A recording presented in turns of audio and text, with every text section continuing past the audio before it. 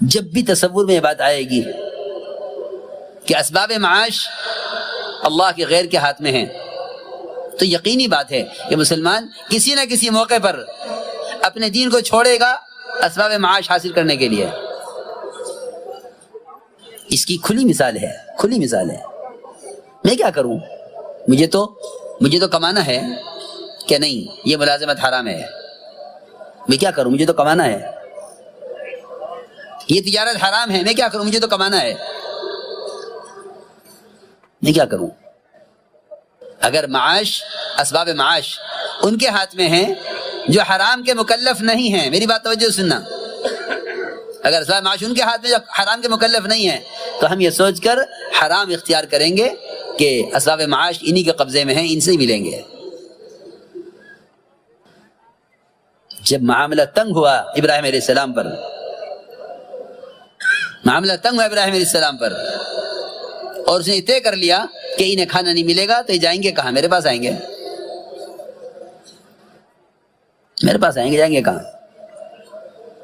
جس اللہ مجھے معاف فرمائے، ہم نے اجتماعی طور پر یہ سوچ لیا ہے کہ بھئی ہمارا تو کوئی پرسان حال ہے نہیں۔ میں قسم کھا کر کہہ سکتا ہوں اگر مسلمان اپنے آپ کو قوم سمجھے گا تو پھر یہ قومیت کی بنیاد پر مغلوب ہو کر رہے گا۔ مسلمان قوم نہیں ہے، اسلام قومیت کا نام نہیں ہے، اسلام قومیت کا نام نہیں ہے، اسلام اطاعت کا نام ہے، مسلمان کسی قوم کا نام نہیں ہے۔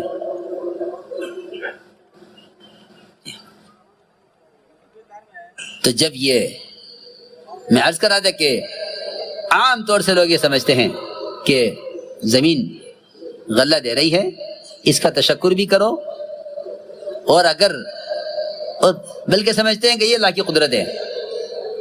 میں عرض کر چکا ہوں کہ اللہ کی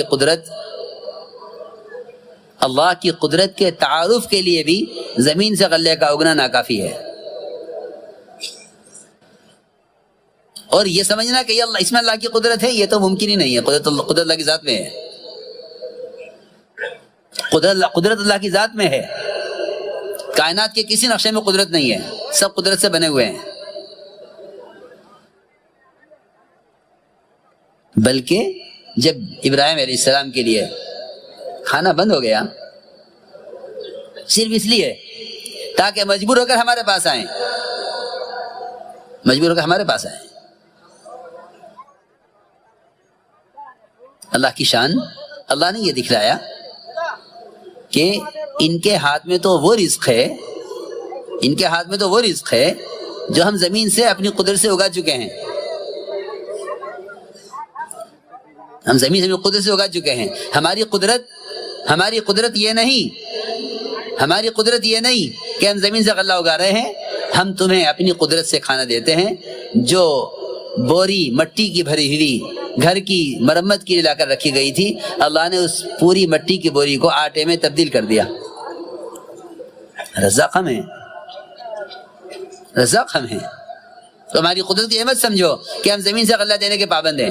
اس لیے میں عرض کر رہا ہوں کائنات اللہ کا ضابطہ نہیں ہے، کائنات اللہ کا ضابطہ نہیں ہے، اللہ کا ضابطہ اللہ کا دین ہے۔ تم حکم پورا کرو، ہم تمہیں قدرت سے پالیں گے۔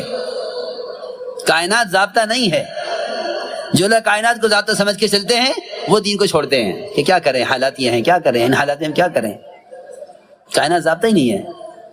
کائنات کو ضابطہ سمجھنا اللہ کی قدرت کا انکار ہے، بالکل نہیں۔ کائنات ضابطہ نہیں ہے، کیونکہ ضابطے میں، کائنات میں تغیرات ہیں، ضابطے میں تغیر نہیں ہے۔ لا تبدیل لخلق اللہ ذالک الدین القیم ولکن اکثر الناس لا یعلمون، سیدھی بات ہے۔ لا تبدیل لخلق اللہ ذالک الدین القیم ولکن اکثر الناس لا یعلمون، یہ فرما رہے ہیں۔ کائنات ضابطہ نہیں ہے، دین ضابطہ ہے۔ کائنات میں بہت تبدیلیاں ہیں، کائنات میں بہت تبدیلیاں ہیں۔ زمینیں ہیں، غلہ نہیں ہے، ہتھیار ہیں، حفاظت نہیں ہے، دوائیں ہیں، شفا نہیں ہے، بادل ہیں، بارش نہیں ہے، عورتیں ہیں، اولاد نہیں ہے۔ آپ سارا نظام اٹھا کے دیکھ لو، حکومتیں ہیں، عزتیں نہیں ہیں، سب نظام اٹھا کے دیکھ لو۔ کائنات کو ضابطہ سمجھا؟ کائنات کو ضابطہ وہ سمجھتے ہیں جو اللہ کو نہیں مانتے ہیں، وہ پکی بات ہے۔ مسلمان کائنات کو کبھی ضابطہ نہیں سمجھے گا۔ اس لیے ہم نے عرض کیا کہ جتنے بھی کائنات کے تغیرات ہیں ان سب کا تعلق براہ راست اللہ کے امر سے ہے. لہٰذا ایک درخت بھی اگر ایک پتا بھی اگر درخت پر لٹکا ہوا ہے اللہ کے امر کا منتظر ہے کہ اللہ کا کب حکم ہے اس کی گرنے کا. جی ہاں، سائنس بھی تھوڑی سی کھلاوے گی کہ نہیں یہ یوں ہوگا یہ یوں ہوگا، یہ نہیں، اللہ کے امر سے ہوتا ہے، اللہ کے امر سے ہوتا ہے. سائنس تو اللہ کے غیر سے ہونا سکھلاتی ہے، علم اللہ کی ذات سے ہونا سکھلاتا ہے. چھوٹا سا دھندا، گورکھ دھندا مل گیا ہے، سمجھتے ہیں بس یہی ساری قدرت ہے. ابراہیم علیہ السلام نے سب شکل کا انکار کیا. حضور اکرم صلی اللہ علیہ وسلم کی شہادت کی انگلی کے اشارے سے چاند کے 2 ٹکڑے ہو جانے کو بتلا دیا ساری امت کو کہ محمد صلی اللہ علیہ وسلم کی عمل کی وہ قوت ہے کہ چاند کے 2 ٹکڑے کر کے دکھلائے اپنی انگلی کے اشارے سے. جن کے عمل عادت کا یہ اثر ہے ان کے عمل عبادت کا کیا اثر ہوگا؟ جن کے عمل عادت کا یہ اثر ہے ان کے عمل عبادت کا کیا اثر ہوگا؟ اس لیے خوب سمجھ لو اچھی طرح کہ اللہ کی قدرت یہ ہے کہ وہ شکلوں کو جب چاہے اپنا امر سے جب چاہے بدل دے. مشرکین بھر کر لائے شراب کے مشکیزے، فتح ہوگی شراب پیئیں گے، سارے مشکیزے چھوڑ کر بھاگے. فتح ہو گئے مسلمانوں کو، سارے مشکیزے چھوڑ کر بھاگے. پوچھا گیا کیا رے یہ مشکیزے چھوڑ کر بھاگے، کھول کے دیکھو. انہیں کھول کے دیکھا سارے مشکیزوں میں شہد بھرا ہوا تھا. ایک بھاگ والے سے پوچھا کہ تم اتنا بڑی مقدار میں شہد کیوں لے کر آئے، کیا کام تھا شہد کا، اتنا شہد کیوں لائے؟ کہ ہم تو ایک ہی مشکیزہ شہد کے نہیں لائے، اللہ نے سارے شراب کے مشکیزوں کو شہد میں تبدیل کر دیا. نظام ہمارے ہاتھ میں ہے نا، نظام ہمارے ہاتھ میں ہے، ہم جو چاہیں کریں. اس لیے میں نے عرض کیا کہ حضور اکرم صلی اللہ علیہ وسلم نے سب سے پہلے صحابہ کو ایمان سکھلایا، اس طرح سکھلایا کہ نظام کائنات کا کائنات سے کوئی تعلق نہیں ہے. حدیبیہ کی رات بارش ہوئی، آپ نے فرمایا تم میں سے بعض کافر ہوں گے بعض مسلمان. جی ہاں، صاف بارش ہوئی ہے، بعض کافر ہوں گے بعض مسلمان. صاحب نے کہا کیوں، ایسا کیوں ہو جائے گا؟ آپ نے فرمایا جو کہے گا بارش فلاں ستارے کی وجہ سے ہوئی ہے وہ اللہ کا انکار کرنے والا، ستاروں پر ایمان رکھنے والا ہے. جو کہے گا بارش اللہ کے امر سے ہوئی ہے، کسی کو کوئی دخل نہیں ہے. یہاں ساری امیدیں ماہر موسمیات سے وابستہ ہیں. ماہر موسمیات کہہ دیں گے بارش ہوگی تو کہہ دیں گے ہوگی، یہ کہہ دیں گے نہیں ہوگی تو نہیں ہوگی. میرے دوستو عزیزو، اس لیے عرض کر رہا کہ نظام کائنات اصل نہیں ہے. سمجھتے تھے خالق کائنات سے فائدہ اٹھانے کے لیے نظام کائنات کا انکار کرنا شرط ہے، اس کا یقین نکلنا شرط ہے. حضور اکرم صلی اللہ علیہ وسلم نے ہر مسئلے میں چھوٹے سی چھوٹی بات کے بارے میں سوال کیا، چھوٹی چھوٹی بات کے بارے میں سوال کیا. صحابی نے آ کر عرض کیا کہ اونٹوں میں خارش پھیل گئی ہے. فرمایا کہاں سے اونٹوں میں خارش پھیلی ہے؟ اس سوال کا مقصد یہ نہیں تھا، اس سوال کا مقصد یہ نہیں تھا کہ کیا وجہ ہوئی. اس سوال کا مقصد یہ تھا کہ ان صحابی کے دل سے بات نکلوانی تھی کہ تم خارش کے ہونے کا سبب کیا سمجھتے ہو. عرض کیا کہ ایک اونٹ کو ہو گئی تھی پھر سب کو ہو گئی. آپ نے اس باطل خیال کا وہ ختم کرنے کے لیے فرمایا کہ اگر اونٹوں سے اونٹے میں خارش پھیلی ہے پہلے اونٹ کو کہاں سے ہوئی؟ ہاں، ایمان اللہ نے کیا، پہلے اونٹ کو کہاں سے ہوئی؟ نعوذ باللہ. نظام قدرت اتنا کمزور نہیں ہے کہ اللہ چاہتے تھے ایک کو خارش ہو مگر سب کو ہو گئی، ایسا نہیں ہے. یہاں مسلمان کو بیماری نہ لگ جاوے اچھوت بنا دیا. کیا بنا دیا؟ اچھوت بنا، الگ رہو. ہاں،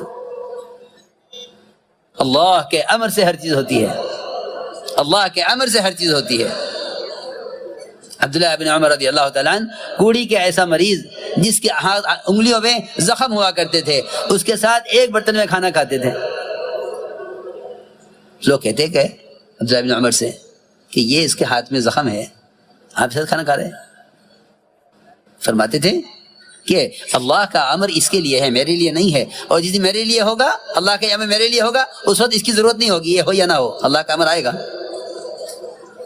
جی ہاں، اس امت کو اس کی تعلیم دی گئی تھی، امت کو اس کی مشق کرائی گئی تھی۔ سب سے بڑی غلطی، سب سے بڑا نقصان امت کا اس سے ہوا کہ امت نے ایمان کو بولنا چھوڑ دیا۔ اب نظام کائنات کو اثر بنا لیا ہے، اسی پر گاڑی چل رہی ہے، جو بات پیش آتی ہے شر کی اس کو بھی اسباب سے جوڑ دیتے ہیں، جو خیر کی بات پیش آتی ہے اس کو بھی اسباب سے جوڑ دیتے ہیں۔ میرے بزرگ دوستو عزیزو، سب سے اہم چیز اللہ کی چاہت اور اس کی مشیت ہے۔ جتنے بھی کائنات میں اسباب ہیں، یہ تمام کے تمام اسباب صرف انسانوں کی، مسلمانوں کے امتحان کے لیے ہیں۔ تمام اسباب مسلمانوں کے امتحان کے لیے ہیں، اطمینان کے لیے نہیں ہیں۔ اسباب اطمینان کے لیے نہیں ہیں، اسباب سے کوئی مطمئن نہیں ہونا چاہیے۔ اسباب سارے امتحان کے لیے ہیں۔ انبیاء علیہ السلام سے لے کر قیامت تک آنے والے جتنے بھی مسلمان ہیں، اسباب ان سب کے امتحان کے لیے ہیں۔ انبیاء علیہ السلام سے لے کر قیامت تک آنے والے مسلمان ہیں، سب کے لیے اسباب بطور امتحان ہیں۔ ہاں، غیروں کے لیے اسباب بطور اطمینان کے ہیں۔ میری بات توجہ سننی ہوگی بہت۔ ہمیں یہاں سے دھوکہ لگتا ہے کہ جب یہ اپنے اسباب میں کامیاب ہو رہے تو ہم کیوں نہیں ہو رہے؟ یہ تو اللہ کے دشمن ہیں، اللہ کو مانتے نہیں ہیں۔ جب یہ کامیاب ہو رہے تو ہم کامیاب کیوں نہ ہوں؟ کہ نہیں، تمہاری کامیابی کا راستہ نہیں ہے، تمہاری کامیابی کا راستہ یہ نہیں ہے۔ جب نمرود کو، جب قارون کو اس کے اسباب میں دھستا ہوا دیکھا تو اس وقت علماء نے یہ کہا وَيْلَكُمْ ثواب اللہ خیر، وَيْلَكُمْ ثواب۔ جب انہوں نے تمنا کی یا لیتنا مثل ما اوتي قارون، وہ اسباب جو قارون کے پاس ہمارے پاس بھی ہوتے، تو علماء نے کہا وَيْلَكُمْ ثواب اللہ خیر، ارے ہلاکت تو تمہاری، تم کیا کہہ رہے ہو؟ اللہ کی طرف سے عمل پہ ملنے والا اجر وہ بہتر ہے اس کے مقابلے میں۔ اور جب انجام دیکھا تو تمنا کرنے لگے لولا امن اللہ علینا لخسف بنا، لولا امن اللہ علینا لخسف بنا، اگر اللہ نے ہمیں مال نہ دے کر، اللہ نے ہمیں اسباب اور اللہ نے ہمیں یہ حکومتیں اور وزارتیں نہ دے کر ہم پر احسان نہ کیا ہوتا تو ہم بھی آج دھسائے جاتے۔ یعنی اسباب نہ ملنے کو اللہ کا احسان سمجھ رہے، اس لیے کہ نتیجہ سامنے آیا، حکم توڑ کر سبب پر چلنے والوں کا نتیجہ سامنے آیا، تو جو تمنا کر رہے تھے کل یہ عہدے ہمیں ملتے، یہ مال ہمیں ملتا، یہ اسباب معاش ہمارے پاس ہوتے، آج یہ کہہ رہے اے اللہ تیرا احسان ہے کہ تو نے ہمیں مال نہیں دیا، تو نے ہمیں مال نہیں دیا۔ اور واقعی حضور اکرم صلی اللہ علیہ وسلم نے اپنے صحابہ کو اس پر ایسا مضبوط کیا تھا کہ حضرت فرماتے تھے جتنے بھی مالدار صحابہ گزرے ہیں کوئی صحابی دنیا سے خوش نہیں گیا،